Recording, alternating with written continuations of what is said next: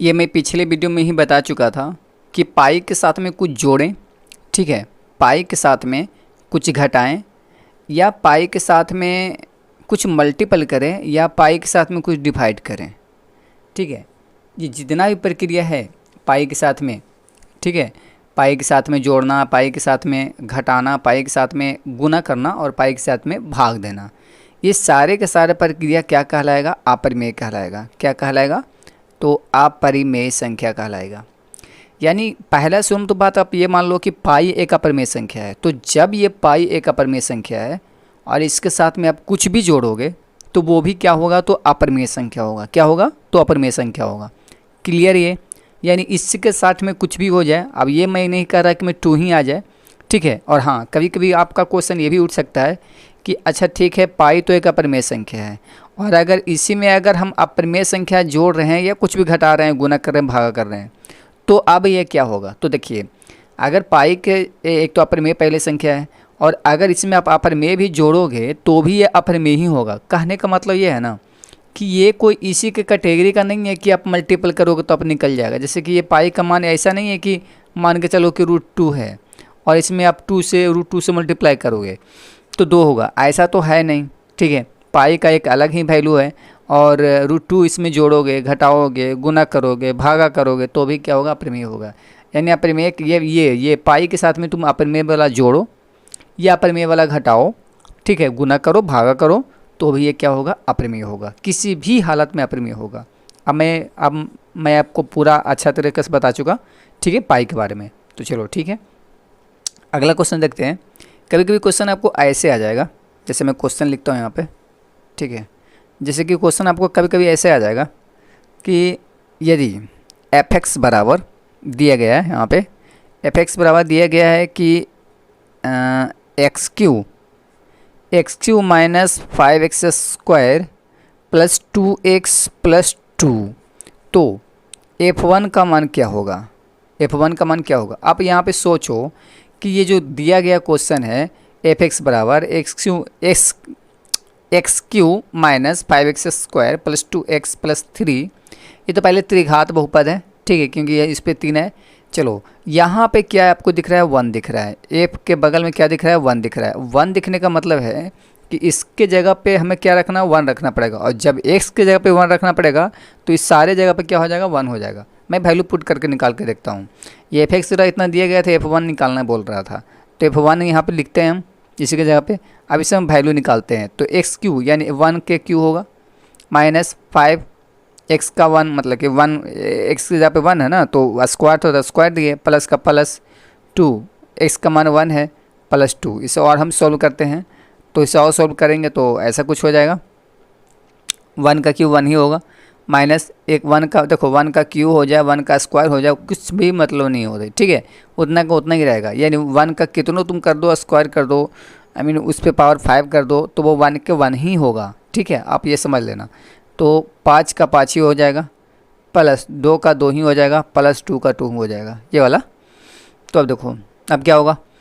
अब यहाँ से 2 2 4 और 1 5 हो गया, अभी पहले से है 5, तो अब क्या हुआ? 5 और 5 0 हो गया ना ये, ठीक है। यानी f1 का मान कितना होगा? 0 होगा। तो ऑप्शन में दिया गया था 0 दिया गया था, 2 दिया गया था, 1 दिया गया था, -1 दिया गया था, तो ऑप्शन पक्का है कि 0 ही होगा आंसर, ठीक है, ये वाला। चलो ये भी ठीक हुआ। अब अगला क्वेश्चन है, देखो मैं वास्तविक संख्या से जो भी क्वेश्चन आएगा मैं पूरी कोशिश करूँगा पूरी बताने का, ठीक है, बट आपको बस खाली सपोर्ट करना है, ठीक है। वीडियो अगर अभी तक आप लाइक नहीं किए हो तो पहले वीडियो को लाइक कर लो, ठीक है, और चैनल भी अगर सब्सक्राइब नहीं किए हो तो वो भी कर लो, ताकि जब भी मैं इस तरीके से वीडियो बनाता रहूँ तो इस आपके पास में इसका नोटिफिकेशन जाते रहे, ठीक है। तो चलो देखते हैं अगला क्वेश्चन। तो अगला क्वेश्चन देखिए ऐसा है कि 8 पे पावर 0 है, ठीक है, और यहाँ पे 2 पे पावर 0 है। अब इसका क्या कह रहा है ना कि इसका मान बताओ। तो आपको ये पता होना चाहिए कि किसी भी संख्या पे अगर 0 वगैरह आ जाए तो उसका वैल्यू 1 हो जाता है। तो जब इस पे 0 आ जाए, या फिर इसको डिग्री मत मानना, ठीक है, तो इस पे अगर 0 है तो इसका मान 1 हुआ, इस पे अगर 0 है तो इसका मान 1 हुआ, और 1 में 1 से मल्टीपल होगा तो 1 होगा, यानी इसका मान कितना आ गया? तो 1 आ गया। तो अब से अगली बार से ये देखना नहीं इस तरीके से कि क्या है, अगर एकदम डायरेक्ट जब ऐसे रहे तो अब पक्का मान लो कि इसका मान 1 है, ठीक है। और हाँ देखना नहीं है ये वाला मल्टीपल में और भाग वाला में, लेकिन जोड़ो घटाव वाला में तो आपको देखना ही पड़ेगा। जैसे इसका देखो, यही ये वाला प्रक्रिया अगर ऐसे दे देता 8 पे पावर 0 माइनस 8 पे पावर 0, तब इसका मान क्या होता, तो इसका मान 0 हो जाता। कहने का मतलब ये है कि इसका मान भी 1 होता है, माइनस में इसका मान भी 1 होता है, तो 1 और 1 घटेगा तो 0 ही तो आएगा ना। ठीक है, तो वही है 0 हो गया। तो सोचने वाली बात है, ज़्यादा कुछ दिमाग भी आपको लगाना पड़ेगा कि क्या है क्या नहीं है। ठीक है, चलिए अगला क्वेश्चन देखते हैं। अगला क्वेश्चन है कि आभास संख्या, फिर से आभास संख्या पूछ रहा है। देखो मैं पिछली वीडियो में भी मैं आपको बता चुका था आभास संख्या क्या होता है, फिर भी अगर फिर से रिपीट हो रहा है तो ठीक है मैं बताता हूँ। तो देखो अगला क्वेश्चन ये है कि आपको इसमें दिया गया कि कौन अभाज्य संख्या है, कौन अभाज्य संख्या है।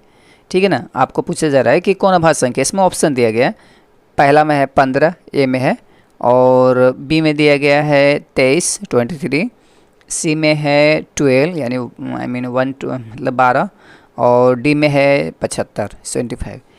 तो ये इस तरीक़े से ऑप्शन में दिया गया। इसमें पूछा जा रहा है कि कौन सा है जो आप मतलब कि अभाज्य संख्या है, कौन सा संख्या अभाज्य संख्या है। 15 कटने वाला है, 12 कटने वाला है, 75 कटने वाला है, बट 23 किसी से भी नहीं कटने वाला है सिवाय अपने और एक से, तो वही होगा अभाज्य संख्या। मैं पहले ही बोल चुका था। ठीक है, जो अपने से कटे और एक से कटे उसी को क्या बोलेंगे, अभाज्य संख्या बोलेंगे। चलो ठीक है, अगला क्वेश्चन देखते हैं। अगला क्वेश्चन इसमें ये है, अगला क्वेश्चन इसमें ये है कि कौन परिमेय संख्या है, पूछा जा रहा है परिमेय संख्या है। ऑप्शन दिया गया है, ए में है 2 माइनस √3, बी में है √5, सी में है 2√3 बटम में √3, और डी में है √6। देखो आप पक्का मान लो। ठीक है, इसमें पूछा जा रहा है क्या, आई मीन परिमेय पूछा जा रहा है, तो ये तो नहीं होगा, ये भी नहीं होगा, ये भी नहीं होगा, ये हो जाएगा क्योंकि एक कट जाएगा 2 आ जाएगा। तो देखो आपको ये भी समझ लो कि इसी टाइप का वहाँ भी हो सकता है कि पूछ दे। ठीक है ना, इस तरीक़ा से हो सकता है कि वहाँ भी पूछ दे। अब वो ऐसा पूछेगा जैसे कि रहेगा सब रूट में ही, दिखेगा सब रूट में ही, लेकिन उसका जब पूरा आप हल करोगे तो वो ऑटोमेटिक वो निकलता रहेगा। जैसे मैं इसको और मैं हल करता, ये कुछ इस तरीक़े से होता, ये जो था ना ये कुछ इस तरीक़े से लिखा होता, ये वाला को मैं देखो लिखता हूँ। अगर वो 2 को मैं अंदर लेकर चला जाऊँ तो हो जाएगा 4 4 तो यही 12 हो जाएगा। तो चलो ये 12 है बटा में √6 है, आई मीन √3 था ना, 3 था, ऐसे था। और अब ये पूछता कि बोलो अपरिमेय है कि परिमेय है। अब आप पक्का समझ लो कि परिमेय है कि अपरिमेय है। आप रूट को देखते आप मार देते, नो ऐसा नहीं करना। ठीक है, जब भी अगर ऐसा इस तरीके से क्वेश्चन दिए गए ना, जब टूटने वाला हो तो फिर इसको तोड़ दो। तो 12 को हम तोड़ सकते हैं ना, 4 तिहाई 12 में। ठीक है, अब 4 तिहाई का क्यों तोड़े, क्योंकि नीचे 3 है। ठीक है, इसलिए मैं इस तरीके से तोड़ा हूँ। ये इस तरीके से, ये इस तरीके से हो गया। अब 4 का तो 2 निकल जाएगा और √3 नहीं निकलेगा, ये भी √3 नहीं निकलेगा, ये कट गया, कितना आ गया 2। तो 2 तो स्वतंत्र हो गया ना रूट से, तो जब बिल्कुल अलग हो गया रूट से तो वो अब मतलब कि क्या बोले कि वो अब मतलब कि परिमेय संख्या हो जाएगा, परिमेय संख्या हो जाएगा। ठीक है, और आप ये भी मान लो कि अगर कोई परिमेय है, जैसे √2 मतलब कि अपरिमेय है, ये अगर √2 अपरिमेय है, अब अगर इसके साथ में पाई वाला प्रक्रिया इसमें भी होगा, कोई चीज़ जोड़ो, ठीक है, घटाओ, गुना करो, भाग करो, ठीक है, तो ये अपरिमेय ही होगा। बस अर्थे बस खाली उस टाइम पे अपरिमेय नहीं होगा जिस टाइम पे इसी का कैटेगरी के साथ में इसी का कैटेगरी को जोड़ा मतलब कि भाग किया जाए चाहे तो गुना किया जाए, उस टाइम बस खाली क्या होगा, तो मतलब कि आप मतलब परिमेय हो जाएगा, उस टाइम अपरिमेय नहीं रहेगा, उस टाइम क्या हो जाएगा, परिमेय हो जाएगा, बाकी सारे टाइम पे अपरिमेय होगा। मैं ट्राई करता हूँ, देखो मैं कह रहा हूँ कि जैसे √2 पूछा जा रहा है, ठीक है, √2 था और नीचे में √2 से भागा दो, या √2 है और √2 में मल्टीपल मतलब कि मल्टीपल करो √2 से, तो इसका मान तो पक्का है कि आपको 1 आएगा। नो, इसमें 2 है ना तो 2 आएगा और इसका मान 1 आएगा। ठीक है, ये तो पता है। तो जब इतना हो रहा है कि इसको काटने के बाद 1 आ रहा है, इसको गुना करने के बाद 2 आ रहा है, तो बस इसी सेम वाला में, और अगर बिल्कुल अगर ऐसे आ जाए ना बिना सेम वाला में, अगर ऐसे और ऐसे भी सेम में कर दोगे ना, जोड़ भी दोगे ना, ठीक है, ये बस खाली गुना भागा में भी अबे मतलब कि मान होगा, मतलब कि ये काम करेगा कि परिमेय होगा। बाकी फिर ये क्या है, ये देखो तो √2 क्या होगा, तो अपरिमेय होगा। तो मैं बात कर रहा हूँ कि अगर कोई अपरिमेय है और अगर उसके साथ में आप कोई चीज़ जोड़ोगे, ठीक है, जैसे √5 जोड़े, ठीक है, या √2 था और 2 जोड़े, तो इस सब के सब क्या कहलाएगा, अपरिमेय कहलाएगा। किस टाइम बस खाली परिमेय कहलाएगा, तो वो उस टाइम प्रमेय कहलाएगा जब सेम टू सेम को गुना किया जाए, सेम टू सेम से भागा दिया जाए, बस, अन्यथा अप्रमेय होगा। बात आ रहा है समझ में कि मैं क्या कर रहा हूँ। अगर अप्रमेय के साथ में कुछ आप जोड़ रहे हो, घटा रहे हो, गुना कर रहे हो तो क्या होगा, अप्रमेय होगा। लेकिन एक स्टेज ऐसा आएगा कि अगर सेम सेम से गुना या भाग किया जाए, ठीक है, गुना या भाग किया जाए, तो वो क्या हो जाएगा, प्रमेय हो जाएगा। क्या हो जाएगा, प्रमेय हो जाएगा। बाकी क्या होगा, अप्रमेय होगा। अब तो समझ में आ गया होगा, ठीक है। अगर फिर से समझ में नहीं आया तो मैं क्या कहना चाह रहा था वो आप इसमें देखो। अगर फिर भी नहीं समझ में आए तो फिर आप कमेंट कर दो, मैं फिर से उसको बता दूंगा, ठीक है। चलो मैं आपको इतना बता दिया। अगला क्वेश्चन इसमें यह है कि 2, 10, 20 का लसा मसा का अनुपात क्या होगा। देखो ये पूछा जा रहा है क्वेश्चन, इसमें बताते हैं। हाँ, ये क्वेश्चन पूछा जा रहा है कि 2, 10, 20 का लसा और मसा का अनुपात क्या होगा। ये सबसे आप लसा निकाल दो, इन सबसे आप मसा निकाल दो, ठीक है। लसा और मसा निकालने के बाद रेशियो बना देना, ठीक है, तो वो हो जाएगा। जैसे मैं इन सब का मैं लसा निकालता हूँ तो प्रक्रिया बहुत सा है, ठीक है, मतलब अलग अलग प्रक्रिया है। आप जोन तरीका से आप लसा निकालना चाहते हो आप निकाल सकते हो। मैं चलो ऐसे ही निकाल लेता हूँ, ठीक है। अनुपात ही पूछ रहा है ना, तो चलो ऐसे ही निकाल लेता हूँ। आप अभाज्य गुणनखंड ऐसे भी निकाल सकते हो, कोई मतलब नहीं है, लेकिन मैं ऐसे निकाल लेता हूँ। तो ये 2 से लगाएंगे तो ये 1 में लग जाएगा, ये 5 हो जाएगा, ये 10 हो जाएगा, है ना। अब तो 2 से नहीं लगेगा, ठीक है, 5 से लगेगा, तो ये तो नहीं लगेगा, ये लग जाएगा, ये लग जाएगा, अब तो नहीं लगेगा। तो 2 5 10 और 2 5 10 और 10 दूनी 20। चलो 20 आया इसका लसा। अब इसका मसा भी निकाल लेते हैं, ठीक है ना। तो मसा निकालते हैं तो 2 है ना, 2 में देते हैं 10 से, तो कट ही जाएगा, 2 5 10। चलो कल खलास हुआ ये 2 है। अब 2 से करेंगे 20 में तो ये भी काट ही देगा, ठीक है, काट देगा ना 10 बार में। चलो 10 बार में हो जाएगा 20, ये भी कट गया, कटे के ऊपर 2 आता है, मतलब कटने का जो बगल में होता है वो मसा होता है। तो कितना आया मसा, 2। तो इन सब का मसा आ गया 2 और लसा आ गया है 20। क्या बोल रहा था, तो इसमें बोला जा रहा था, पहले बोल रहा था लसा और मसा, ठीक है। तो जब बोल रहा था लसा और बाद में बोल रहा था मसा, तो लसा मेरा आया कितना, लसा आया था 20 और मसा आया है 2। काटेंगे कितना हो जाएगा, 10 हो जाएगा। तो 10 हुआ ऊपर में, ऊपर के लिए ना, नीचे में तो 1 बचेगा, तो अनुपात 1 कर दो, ठीक है। यानी इसका आंसर होगा 10:1, ठीक है। आंसर आ रहा है कि नहीं आ रहा है, आ रहा है, ठीक है। चलो ये हो गया। अब क्वेश्चन पूछा जा रहा है आपसे, ये मैं पहले बता दिया था, पिछले वाला वीडियो में मैं बताया था इसके बारे में, फिर से मैं बोल देता हूँ।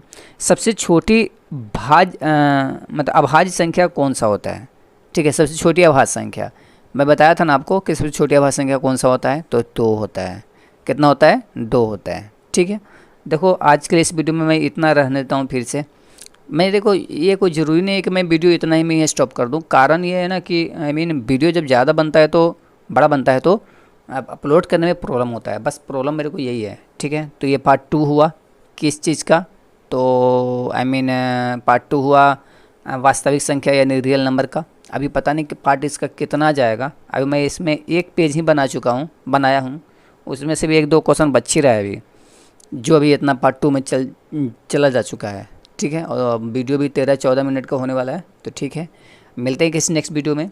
और वीडियो पे अगर नए होंगे तो मतलब कि चैनल पे नए होंगे तो वीडियो को लाइक कीजिएगा, चैनल को सब्सक्राइब कीजिएगा और बेल आइकन भी ओपन कीजिएगा, ताकि जब भी मैं कोई न्यू वीडियो अपलोड करूँगा तो उसका नोटिफिकेशन सबसे पहले आपके पास में पहुँच पाएगा, ठीक है। तो वीडियो देखने के लिए धन्यवाद, थैंक यू।